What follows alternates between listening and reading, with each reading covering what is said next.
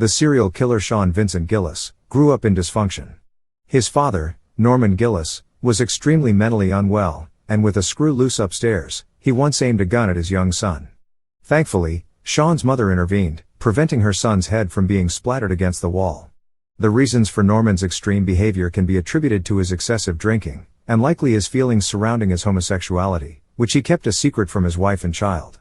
Add in a few life problems, like Norman losing his job, and struggling to make sufficient money, and it was a recipe for disaster.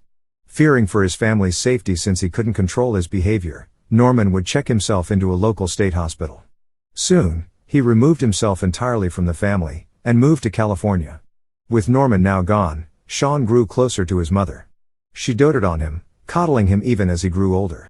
Eventually, mother and son moved to a house on Bergen Avenue, a home that Sean would reside in for the rest of his childhood and adulthood. At this period in his life, Sean would occasionally visit his grandmother. A main attraction for Sean was the funeral home opposite her house. Sean and his friend managed to stumble upon deceased people ready for burial.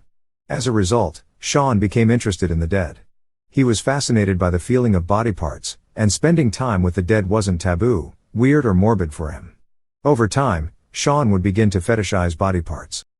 During his time spent at Redemptorist High School, Sean and his close friends spent time smoking marijuana, and they visited a rumored satanic worshipping spot in their community. When someone shot at their group, they fled. Despite the close calls and occasional times of mischief, Sean remained a likable, friendly and smart person. It should be said that Sean had always been intrigued and entertained by typical nerdy interests, like Star Trek and Dungeons and Dragons. He collected stamps, and knew every title of each episode of Star Trek. Sean graduated from high school, with his father returning back to Louisiana, following a death in the family.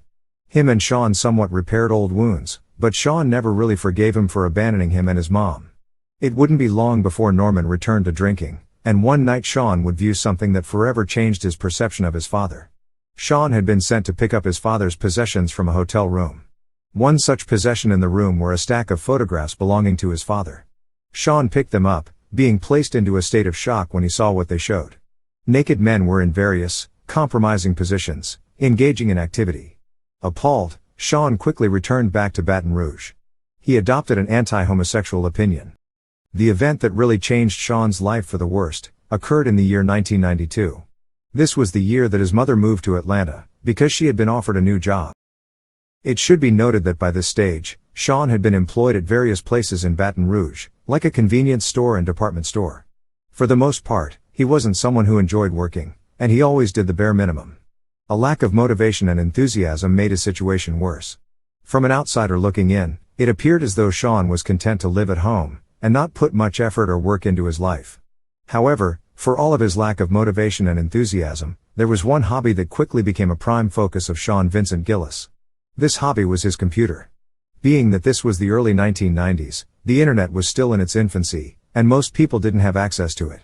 Sean was unique in that he had a computer, and frequently spent time on it. He took the time to learn the ins and outs of computing, even attending a local community college to better understand his newfound topic of intrigue.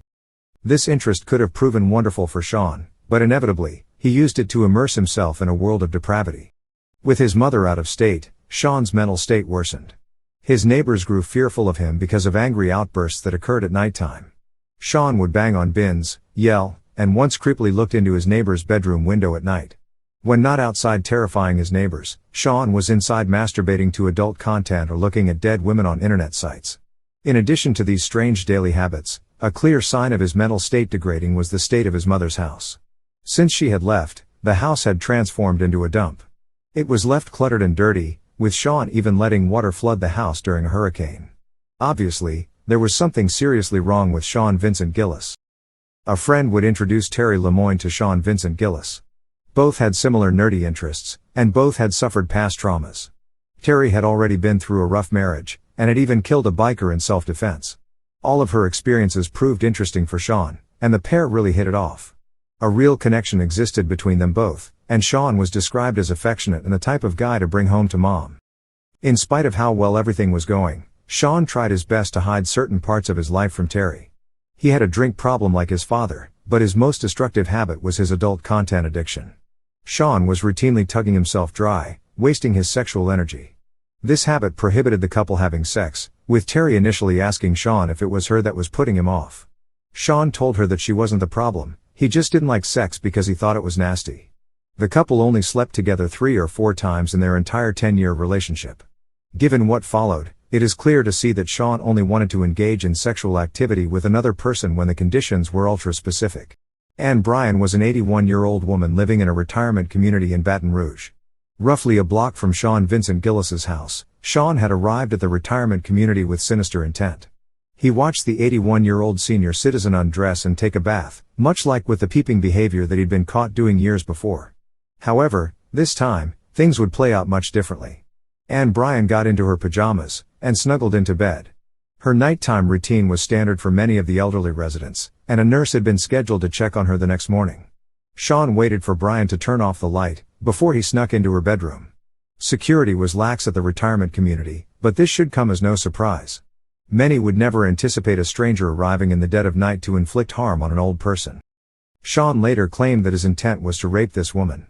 For a while, he had been standing and staring at the sleeping woman, playing the role of God. Deciding not to go through with the rape, he pulled a kitchen knife out and began stabbing the defenseless woman. Her screams went unheard, with the knife penetrating her vital organs, blood gushing into the bed sheeting and flooring.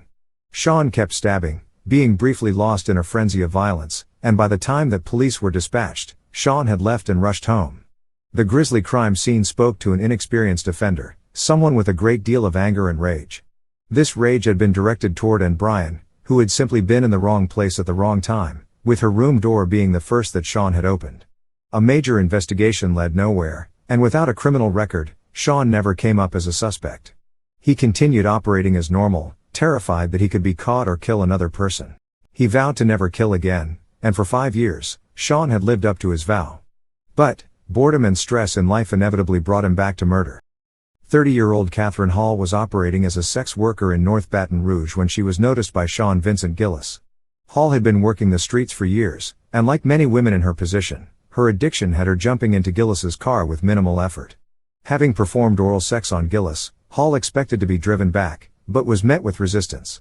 Gillis whipped out a cable tie, placing it around Hall's neck with a singular movement he'd been practicing on a chair at his home. Once around her neck, Gillis pulled tight. Hall's survival instinct kicked in, and she bolted from the car, running across a deserted field. It is difficult to imagine the fear that she was experiencing, alongside the breathlessness. Unsurprisingly, Sean chased her down, getting her on the ground before viciously stabbing her to death. Following Catherine Hall's murder, Sean began experimenting with her body. Like something out of a horror movie, Gillis began cutting into Catherine's arm, breast, genitals and stomach. To Sean Vincent Gillis, Catherine Hall was just an object to be used and abused. Having mutilated her corpse, Gillis then placed her jacket on the field's entrance gate, and drove to a nearby car wash in order to hose down Catherine's blood from his vehicle's interior. After this, Gillis dumped Catherine Hall's body next to a dead-end signpost. This decision being a twisted joke indicative of Gillis's dark humor. A popular local 52-year-old female jogger named Hardee Moseley Schmidt was out in the early morning hours. Tragically, she was unaware that she was about to become victim number 2. Sean Gillis was fully aware of her routine, and waited for the opportunity to strike. When the time was right, Gillis deliberately drove his new company car into Schmidt, knocking her into a ditch. Concussed and unable to fight back, Schmidt had a cable tie secured around her neck, eventually succumbing to asphyxiation. Placed into the trunk, Gillis drove to a nearby recreational park, before removing her body and nearly raping it. The reality kicked in, and Gillis didn't go ahead with this, instead hurrying home to pick up Terry for work. The following day, and Sean was tasked with disposing Hardee Schmidt's body. However, he first needed to drive Terry back home. Terry immediately noticed a distinct smell within Sean's company car. Hardee's body was decomposing in the trunk, and Sean explained the smell away, claiming that he had hit a squirrel. The lie worked, with Terry none the wiser to his sickening secret. Sean would dump Hardee Moseley Schmidt into swampland. Her body would be discovered on June 5, with the case garnering plenty of media attention given Hardee's well-loved and pillar of the community status. Sean would be afraid following this discovery because unlike his previous victims, much more attention was placed on finding her killer. In spite of the publicity, the case soon went cold. It is worth noting that in later years, some speculated that Gillis may have taken credit for Hardee's killing. Since multiple killers were active at the same time, it is possible that Gillis may not have been responsible. The thing that made Sean pick Joyce Williams were her legs. When Sean offered her $10 for services, she agreed. The pair sang along to oldies songs, before Sean pulled onto Rosedale Road in Port Allen. The area was isolated, with a sugarcane field. When Joyce got out to pee, Sean snuck up behind her and ensnared her with the cable tie. Joyce Williams was now Sean Vincent Gillis's fourth victim. Sean arrived home with the body of the murdered woman. He proceeded to dismember her on the kitchen floor, using a hacksaw to remove her leg. He then cut off her head, removed her nipples, and ate them. With murders cropping up left and right, many became afraid in Baton Rouge and the surrounding parishes. An information flyer of Joyce Williams was posted at the local state attorney general's office. Strangely enough, Sean Gillis had responded to the building because the copy machine needed repairing. His company, Shamrock Office Supply, had sent him, and he quickly solved the problem. Whilst there, Sean copied Joyce Williams' flyer over 200 times. Nobody paid attention. After hours of searching for the perfect victim, Sean stumbled upon a streetwalker named Lillian Gorham Robinson. Offering her money, Sean fooled Lillian with his harmless smile and appearance.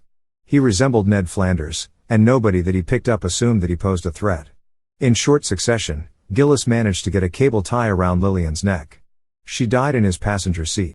Having assaulted Lillian's body, Sean didn't have enough time to dismember her corpse. Instead of leaving her body in his trunk, he decided to drive to a body of water to ditch her lifeless corpse. Lillian would be found by fishermen months later. By that stage, she was unrecognizable. As the victim count added up, Sean made an effort to move victim bodies to different parishes. This was to confuse police and have neighboring investigation teams take on cases, making the investigation much more complex and challenging. His tactic worked, with Sean understanding just how easy it was to get away with murder. Sean was on a trip to see his goddaughter. This girl adored Sean, who had consoled her following her opening up to him about suffering sexual abuse. This goes to show the two sides to his personality. He was able to fool everybody around him. Whilst driving, Sean glanced over to see a woman named Marilyn Nevels. Nevels was still young, being that she was 38, but her addiction made her look 50. At traffic lights, Sean beckoned her over, and after a bit of convincing, she got in his car. Once again, Sean had flashed cash, and proceeded to drive to an empty field. He tried to kill Marilyn with the cable tie, but messed up, with the tie refusing to tighten. Marilyn panicked, and jumped out of the car, running for her life. Sean was hot on her heels, grabbing a metal piece of rebar as he chased her. Swinging the metal, he struck Marilyn in the back of the head. Continuing to punish her head, as she lay lifeless in the field, blood covered his shirt. He then tightened the cable tie one last time. Marilyn was deceased. Blocks from the field, Sean rinsed down his car, and Marilyn's body. He seemed to love using car washes because of their convenience, not concerned that somebody could pull up and spot him at any time. After this, Sean bought gas, with the attendant believing that he'd been in a fist fight. Sean casually explained away the blood stains on his clothing. Sean would drive all the way home to relish his kill. He showered with Marilyn's corpse, and then dumped her corpse on a levee. Sadly, Marilyn had no friends or family. She was never reported missing, and became a cold case. A friend of Gillis's named Johnny May Williams would become another victim of the serial killer. Williams often cleaned Sean's house in order to fund a drug habit. On this evening, she was spotted by Sean, who greeted her and asked how she was doing. Williams wasn't doing great, and Sean could tell that she was on crack. Perhaps this vulnerability set him off, because despite having been round her house for Thanksgiving the year prior, Sean decided to kill her. Driving behind a food spot, Sean pulled Johnny May Williams from his car. He beat her to death, before stripping her naked, and removing her hands with a knife. He then drove to a wooded area to dump her body. Now, Sean had remained dormant for 3 years, but in this time, he had had plenty of time to come up with some new ideas. For this murder, he had brought along a camera to document the murder and mutilation. Sean uploaded the photographs to his computer, and had documented the murders of a fellow serial killer apprehended earlier that year, a man by the name of Derek Todd Lee. Lee had been most active whilst Sean wasn't killing, and the media attention was intriguing to Gillis. Sean Vincent Gillis picked up a drunk prostitute by the name of Donna Bennett Johnston. Johnston was easy prey for Gillis, who got her into his control zone, before driving to a remote chemical plant. Donna was asleep in his passenger seat, but awoke when Sean placed a cable tie around her neck. Like with Marilyn Nevels, Donna fled from his car before Sean caught up with her and pulled the cable tie. Donna was dead, and Gillis put her in his trunk before driving to a new location. He photographed her body 45 times, with the cable tie being visible in one of the photographs. Sean then mutilated Donna's body, removing and chewing on her nipple. Despite getting away with murder for years, Sean Vincent Gillis wasn't concerned about forensic evidence turning up. Hairs belonging to him had been found on some of the victims, and these victims were being linked to another active serial killer. At first, everyone just assumed that one was active, but multiple were actually out there. With the apprehension of Derek Todd Lee, everyone felt safe. But Sean Vincent Gillis had then sparked widespread fear again. Now, DNA evidence is only beneficial when a suspect is caught. The breakthrough that helped tie Sean Vincent Gillis to the murders was located near to the disposal site of Donna Bennett Johnson. Tire track impressions had been taken, and police knew that they were very recent.